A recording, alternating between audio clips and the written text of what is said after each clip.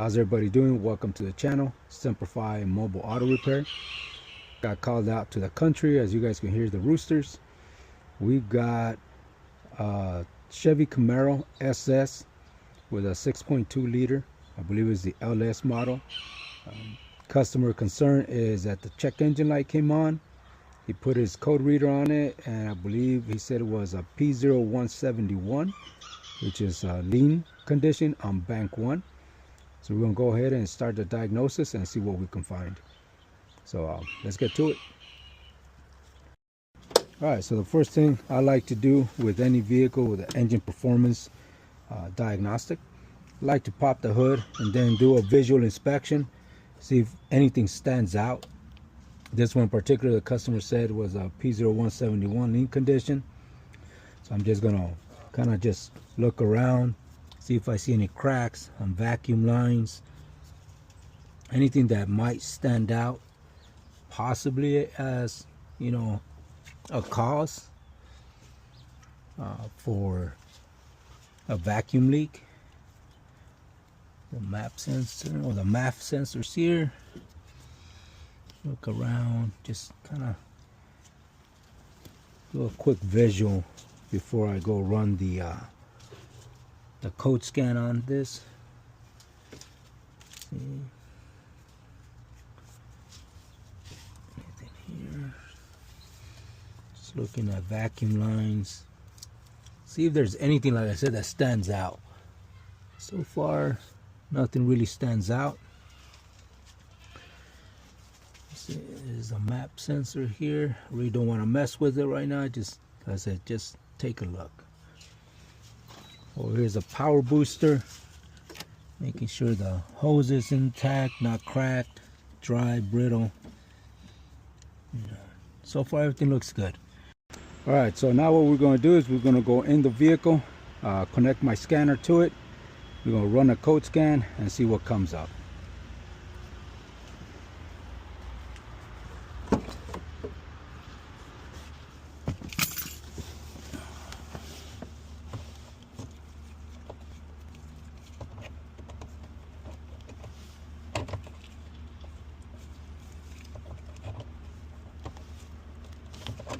Come on. There we go.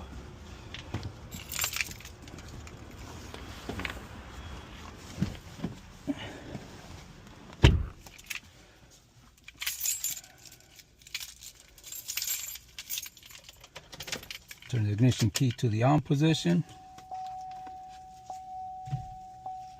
Let's go ahead and see what we can find.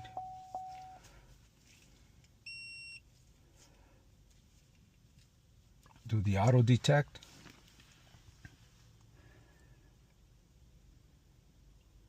It's a Chevrolet standalone.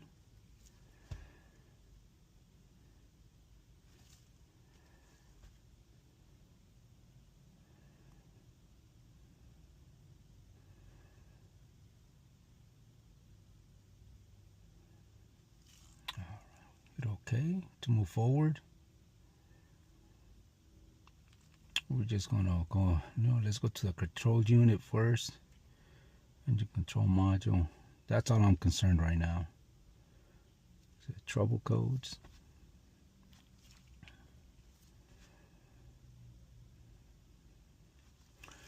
Alright, so we have a P0131. I know the customer mentioned that it had a P0171 as well when he had put his handheld scanner, but we're going to go after the P0131. Let's take a look at freeze frame data and see when it occurred.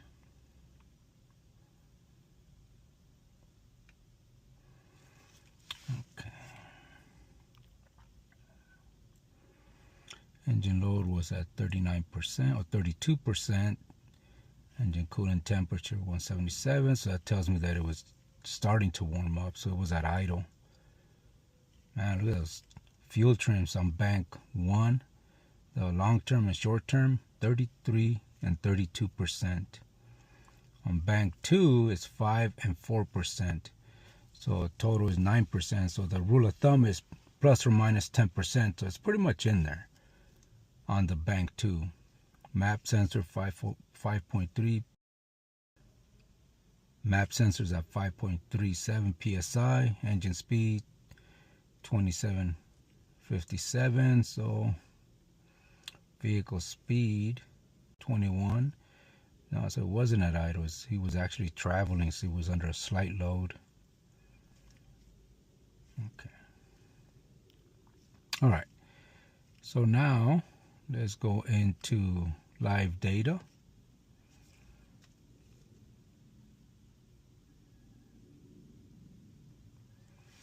We'll use the engine. All right, so I'm going to look at, let me see. We're going to get the engine speed. This is sensor bank 1, sensor 1. That's the one that's the issue. Let's see here. We can find bank 2, or bank 1, sensor 2. Here we go, bank 1, sensor 2. And now we're going to look at the fuel trims. Let me see. Okay.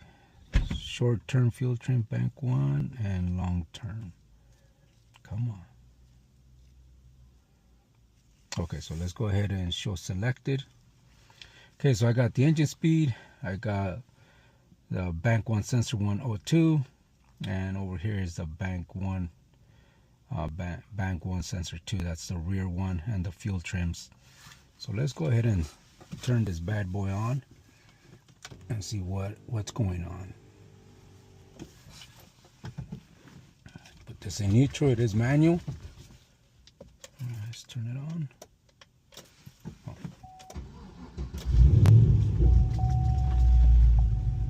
Alright, let's shut off the AC.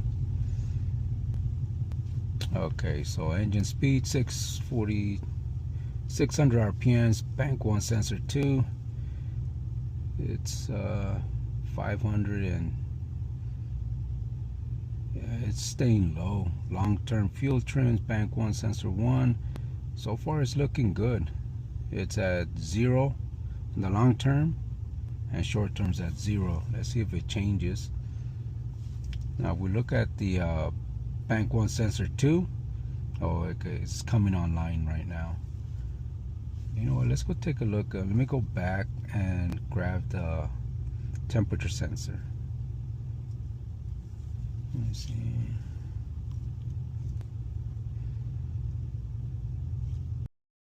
Alright, so we're going to grab the engine temperature sensor. It shows it's at 195. Okay, we'll get rid of that. And let's see if we can get the no, actually, you know what, let's see if we can get the fuel status. Let me see if I can find it here. FUEL, long term, fuel pressure, fuel control. Here we go. I'll show selected. All right, so it's pretty much at operating temperature. It's at 200 degrees Fahrenheit. See, bank 1 sensor 1, look at this. It's at 100. It is less than 100 millivolts. Let's go ahead and graph that.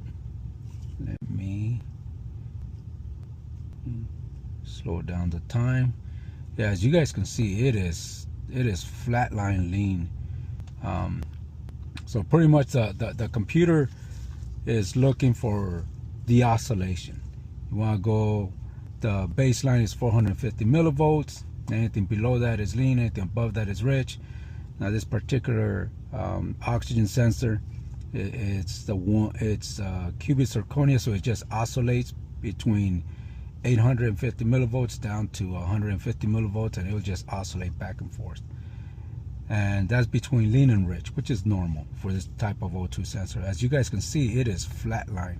I mean, I can smell the fuel right now. Look at the fuel trims, 32 and 31%, long and short term. It's in a closed loop status. And if you look, I'm gonna use the rear O2. See, this is the rear O2, and it's pegged at 860 millivolts rich. So this is telling me that it's telling the computer, pretty much sending the message, hey, we are running rich. It is peg rich, and the bank 1 sensor 1 is peg lean, and that's why the long-term and short-term field trims are so high, because it's going off of the bank 1 sensor 1, and it shows lean, and it's just adding all the fuel that it can. Now mind you, this is, since it's not changing no more, it's set to the max. And the bank 1 sensor 2, it is stuck at rich 880 millivolts. So pretty much this tells me that the front O2 sensor is defective. But what I'm going to do, I'm going to go underneath. I'm going to shut this vehicle off, go underneath, take a look at the wiring. All right, so I'm going to go underneath the vehicle. I'm going to take a look at the wiring, make sure it's not, it's shaved or it's not grounded anywhere.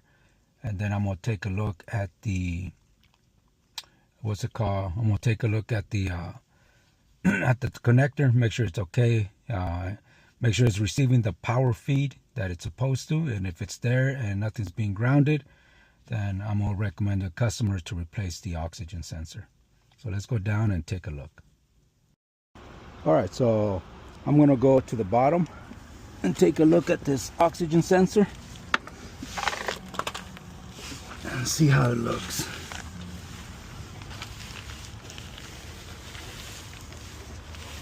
Oh man, here it is. Well, the wire is definitely intact, it's not rubbing against anything. And the connector goes to the top. You can see it over there. So nothing wrong here. I don't see any issues. So I'm gonna go top side and I'm gonna take a look, make sure we have a power feed for the O2 sensor to work. It should be a 12 volt power feed on one of the pins. The other two, it's going to be the heater sensor or the heater circuit, which is two black cables here, the two black wires. So I'm gonna go top side and make sure we have the power feed. If we have the power feed there, then that means this sensor is just not working, it failed, and I'm gonna recommend the O2 sensor to the customer. So let's go top side. All right, so I'm here top side, and this is the connector. So I'm gonna go ahead and turn the ignition switch on, just to make sure that the power feed that's supposed to be there is there.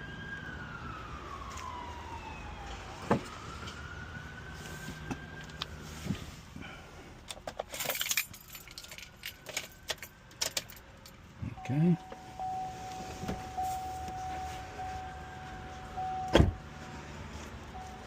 Let's get this voltmeter set up.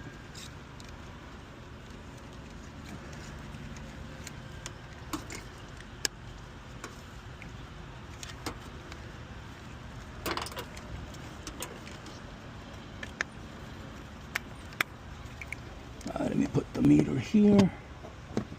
You guys can see it. Right now what you guys are seeing is what's called ghost voltage, because the meter leads are not connected. Let's go ahead and disconnect this. Alright, so this is a wire that comes from the ECM side. Okay. So I'm gonna put this on ground. Let's find a good ground here. Over here. Then I'm just gonna move my leads, and as long as I have a power feed, I'm gonna be good. Okay, so let's see, let's try this one first. Okay, that would be the signal. Let's try this one. No. Let's try the other one. There it is. It is 12.37 volts. That system voltage, that's what I was looking for. So it's pretty much there. This just tells me that the O2 sensor is just not working properly. It could be internally shorted, and that's why it's bringing the signals down and it's creating a lean condition. So I'm gonna make my recommendations to the customer, see what they say. If they want to go with it, then I'll bring you guys back. Alright, so the customer pretty much approved the repairs. I went to the local dealership here and got the OEM part. Anytime it comes up down to sensors, you always want to use OEM, and this is for the bank 1 sensor 1, and part number is either 213-4408 or the GM number, which is 12617332. So we're gonna go ahead and install this bad boy and make things happen for this customer. This would be it. Let's make sure.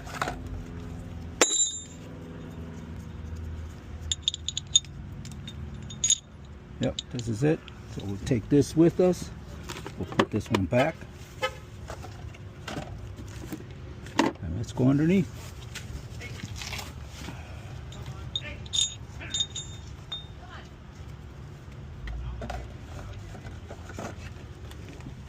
Alright, let's go take a look.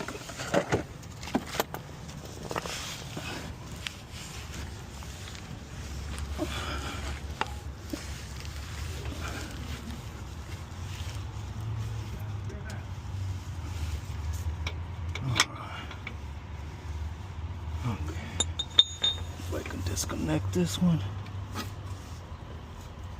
There we go.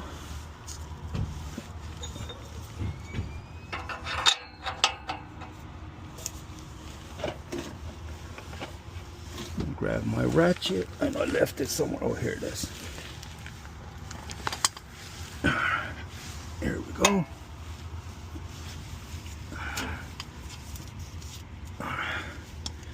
So it's acting up. Give me 1 minute, gentlemen. There we go. Alright, let's get this bad boy off. There we go. Alright.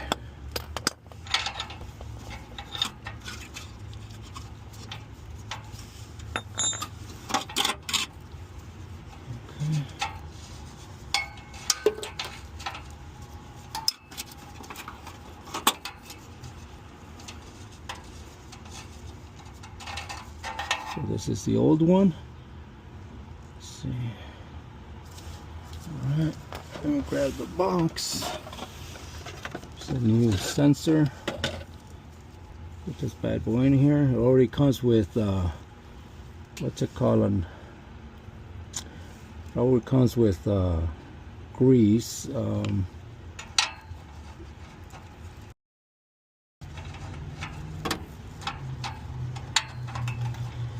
Make sure it goes in nice and straight on these threads. You don't want them crooked. There we go.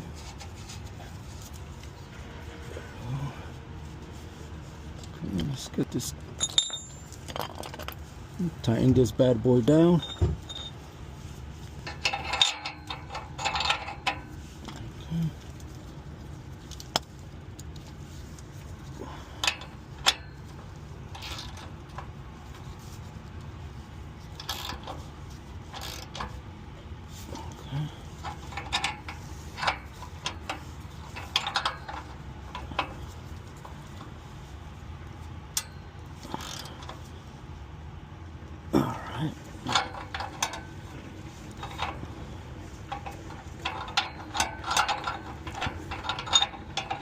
Do one more.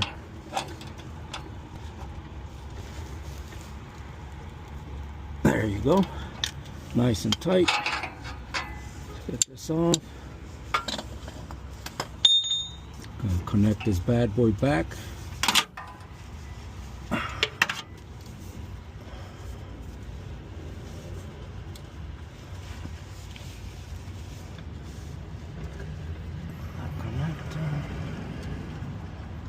sure. Okay, there we go. Properly connected. Want to make sure. All right, so there it is. It's not touching on anything over here. Oh, let's go top side. And what we're going to do is we're going to do the heater circuit relearn on this. So anytime you replace the oxygen sensors, certain vehicles require you to do the heater relearn, and that's so that not too much amperage will go into that circuit and it might end up damaging it. So we're going to go and take care of this and see how it runs. So let's go top side. Alright, so we're going to come up here and connect the sensor, because what this one has is an extender. There's a customer installed some aftermarket headers on this, so it moved the bung further back, so he had to get this extender and put on. So alright, let's go ahead and take a look.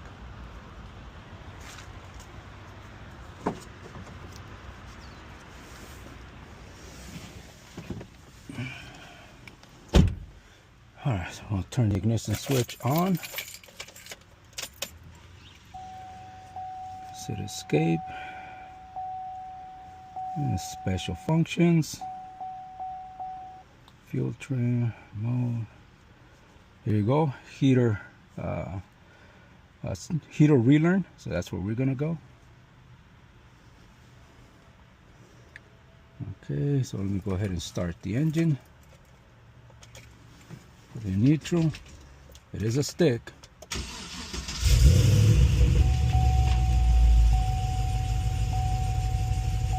Okay. Learn. We're gonna click the learn button. There we go. Learning is in progress.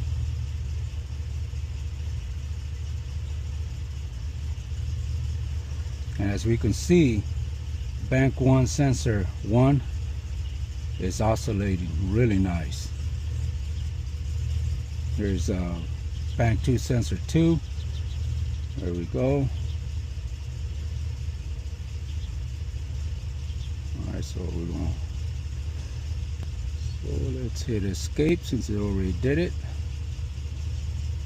And now we're going to go and look at, actually let's go clear those trouble codes.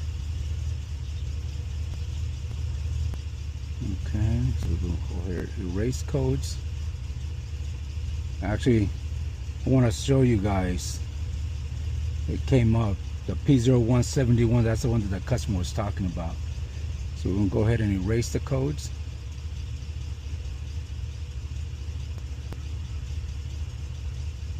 Okay, let's see,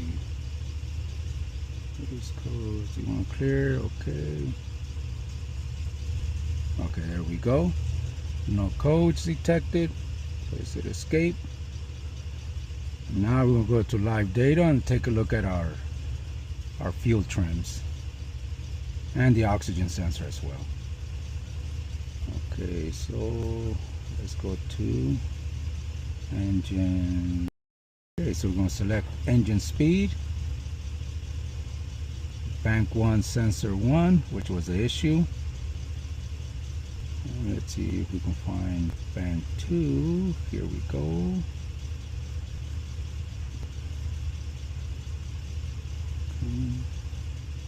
Here we go, bank 1 sensor 2. And let's look at the fuel trims. Let's pull up the fuel trims. Let's see here. It says short term, bank 1. Let's look for long term.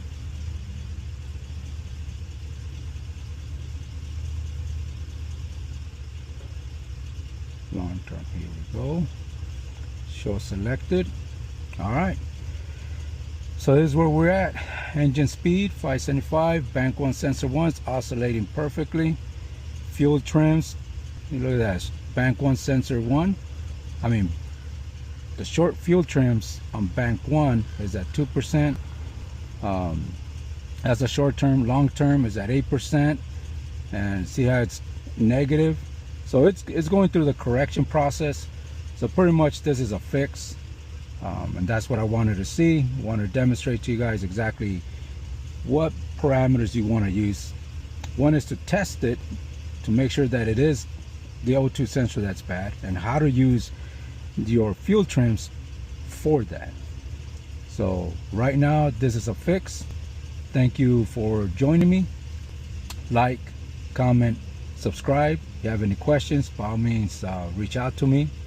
If this helped you out, give it a thumbs up, that we can get out into a cyberspace highway and help out more people. But I definitely appreciate all of you guys. Thank you for stopping by my channel. Till the next one, you guys have a good one.